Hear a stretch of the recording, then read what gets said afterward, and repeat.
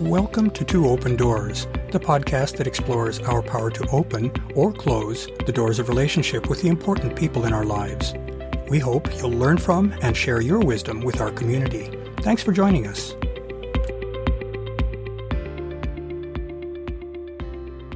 In this episode, we'll be taking a look at the science of sexology, a bit of its history and philosophical tradition, the sweep of its technical coverage, and why it's an important discipline with much relevance to our achieving the contentment and satisfaction that can come with deep human connections.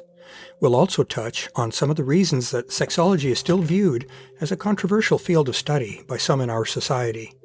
We'll explore that theme more deeply in future posts. So let's start with a little bit of history. The science of sexology is dedicated to the scientific study of human sexuality in all of its aspects. It's a very young science, a fledgling that is still in the process of working its way out of the nest, in the process of earning its legitimacy.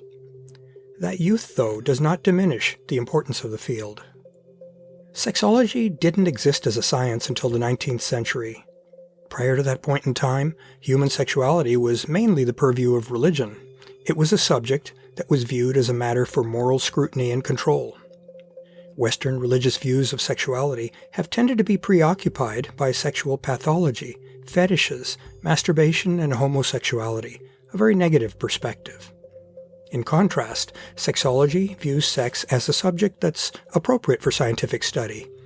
The goals of sexology have been to understand and therefore to normalize sexual behavior as a fundamental part of a complete life, with an eye to correcting possible sexual impediments and to expanding the enrichment that sex can bring to life. That's a much more positive perspective to apply to the important sexual side of our humanity. Of course, a perspective that revolves around concepts such as sin and a jaundiced view of the human body leads inquirers to very different places than does a perspective that tries to understand how the miracle of the human body works and how the sexual dimension of our existence plays into the human mind, emotions, and spirituality. The early pioneers of sexology, such as Richard von Krafft-Ebing and Sigmund Freud, had a fairly negative view of human sexuality. They focused on sex as a potential source of problems and of turmoil in life, posing dangers that called for sexual repression.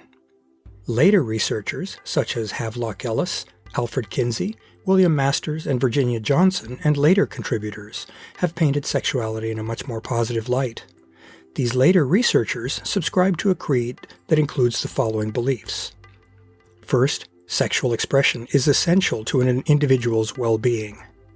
Second, sexual expression and activities legitimately span a broad range of activities and preferences, including homosexuality. And third, female sexuality is as important, valuable, and complex as is male sexuality. In contemporary society, many or most of us can resonate with the preceding beliefs, even if there is widespread hesitancy to state such beliefs publicly. Up until the 1960s, sex was studied mainly from a medical perspective. In fact, it's not until the most recent few decades that a turn away from the medicalization of sex has taken place. In part, this early orientation was a reflection of the fact that most early researchers were physicians and psychologists or psychiatrists.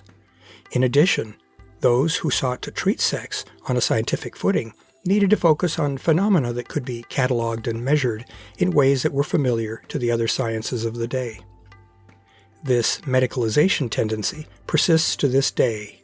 The Diagnostic and Statistical Manual of Mental Disorders, or DSM, which was first published in 1952 and which guides mental health practitioners, still contains diagnostic entries that treat some probably normal mental conditions as pathological conditions.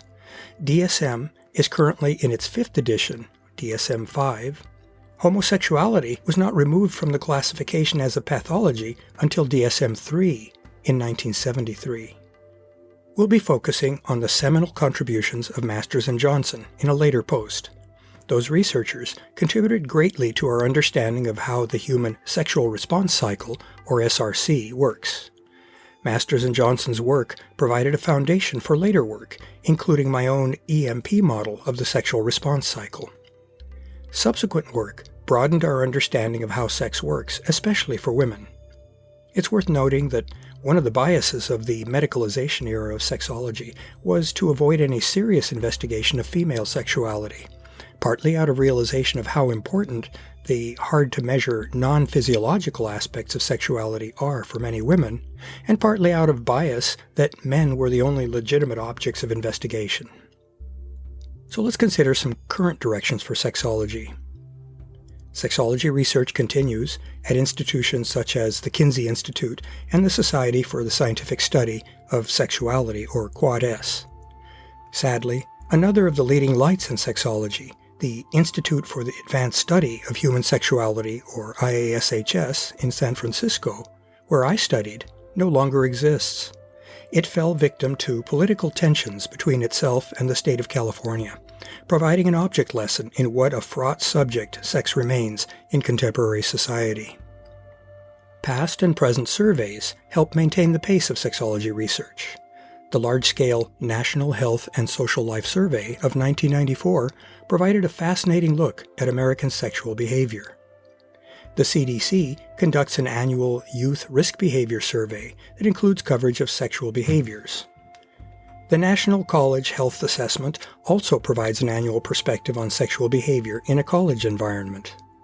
The previously mentioned Society for Scientific Study of Sexuality holds regular conferences to present, peer review, and disseminate new sexology knowledge. The field is thriving.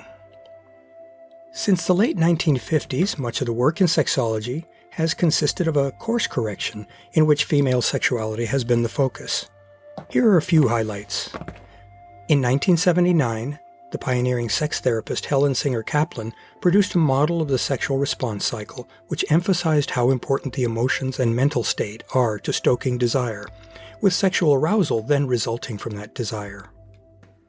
Also that year, Gina Ogden produced a model in which emotions and subjective arousal could produce not only potentially multiple orgasms, but also an ecstatic state in which sex could become a spiritual experience. Dr. Rosemary Basson has shown that many factors at play in female sexual response are not related to one another in a fixed, rigid sequence, but that they can interact in complex, non-sequential ways.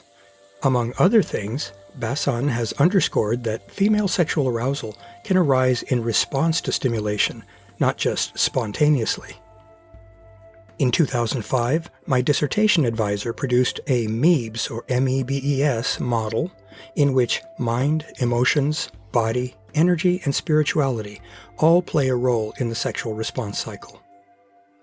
Of course, many of these findings are also relevant to male sexuality. There are both similarities and differences in the generalized male and female response cycles. As a sexologist, I'm heartened to see research continuing to broaden from a largely male-centric viewpoint. Let's keep going. So, what does all this research mean? Why spend time reviewing highlights of this young field of sexology? My personal perspective is that sex is a fundamental facet of our humanity. In spite of that importance, though, sex is very much an embattled topic in America. For a fascinating, though somewhat depressing read on that topic, I recommend the book The War on Sex in America by the well-known American sexologist Marty Klein. There are entrenched and very powerful social forces that are making every attempt to keep sexuality as a taboo topic, one to be assiduously avoided in polite conversation.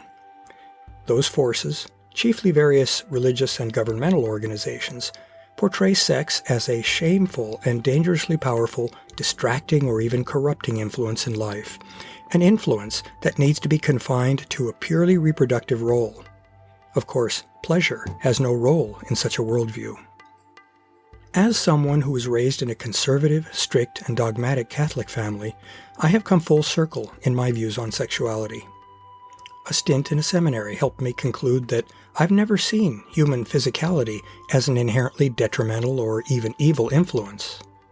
If anything, I've concluded that our sexuality is a wonderful gift through which we humans are able to connect with one another more deeply and soulfully than is possible in the best of conversations. I subscribe to the view that pleasure is a precious human birthright. That view is one of the central tenets of sexology. I'm a big proponent of sex-positive social groups, such as the Empowered Pleasure and the Sex Positive Portland meetups in my hometown of Portland, Oregon. As a counterbalance to the funky social programming that I believe most Americans receive, I enjoy working with such groups to provide a safe haven and a supportive community in which individuals can discuss and explore the many aspects of sensuality, sexuality, and intimacy. I also work to create seminars in which people can do this exploration in greater depth. My hope is that I can do my little bit to help support those who wish to grow in their understanding of their full humanity. I believe that as adults, we all have the option of rechoicing, that is, of reconsidering our guiding beliefs, attitudes, and aspirations, so that we can discard those that no longer serve us in favor of those that do. The resulting process of personal liberation returns the power of personal choice to individuals, where I, for one, firmly believe it belongs. We each need to have the power to pick our own course through life, rather than living in service of others' desires and dictates. To learn more about Two Open Doors and to engage with our community, I'd like to invite you to visit the Two Open Doors website at twoopendoors.com and the Two Open Doors Facebook group. Finally, I invite you to contact me directly by writing to me at Claude, CLAUDE, at twoopendoors.com. I'd love to hear from you, and I'll use your inputs to guide my work on future blog posts and podcast episodes. Thanks for visiting Two Open Doors.